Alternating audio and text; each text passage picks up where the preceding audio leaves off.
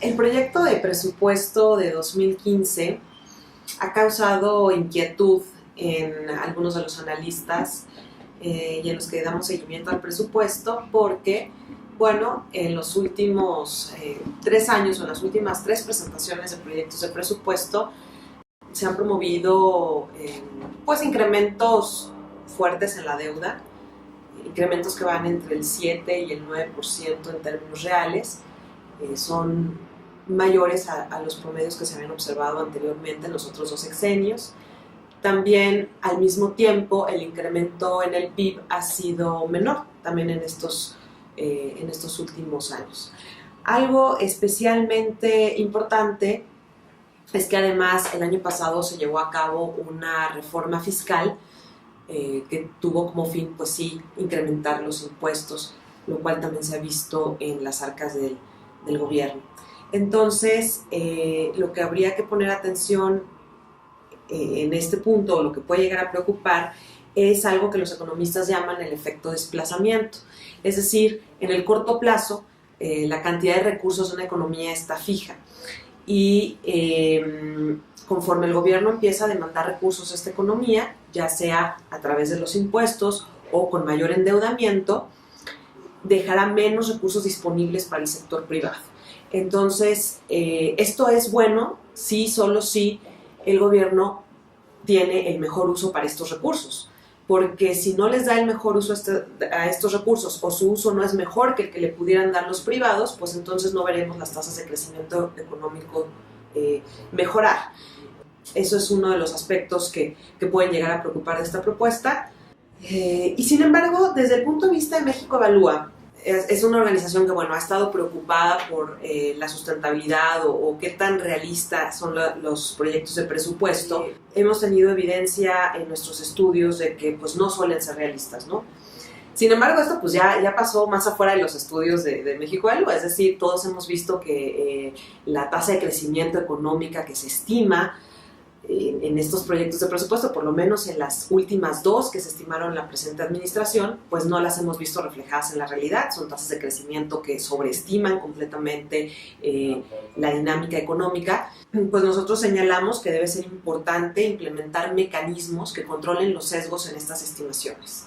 Esto sucede porque, bueno, todo gobierno puede tener sus intereses políticos, ¿no?, de demostrar que su programa de gobierno es exitoso, que las cosas van a funcionar, pero lo que debe de reinar aquí son los criterios objetivos, y para que esto suceda necesita haber un verdadero contrapeso a los estimados que produce la Secretaría de Hacienda y Crédito Público. Debe haber un contrapeso establecido.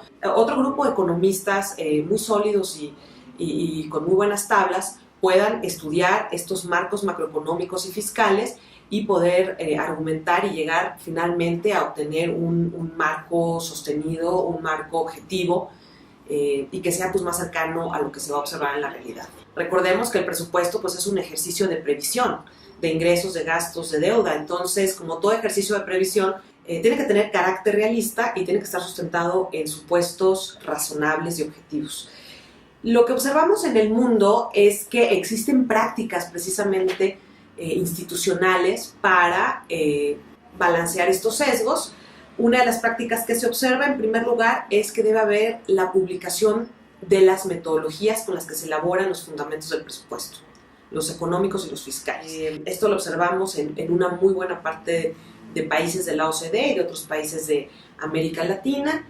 También tenemos lo que es un mecanismo de revisión externa de estos estimados y de este marco, te digo, macroeconómico fiscal, en donde por lo menos la mitad de los países de la OCDE, si no es que más, y algunos de América Latina que conocemos, como es el caso de Chile, tienen algún mecanismo de revisión. Usualmente se ven, digamos, como mecanismo de revisión un comité externo formado por expertos que pueden ser del sector privado, que pueden ser exfuncionarios. Lo importante es que este grupo de expertos conforme un comité autónomo e independiente y que verdaderamente tengan un perfil técnico las personas que lo integren.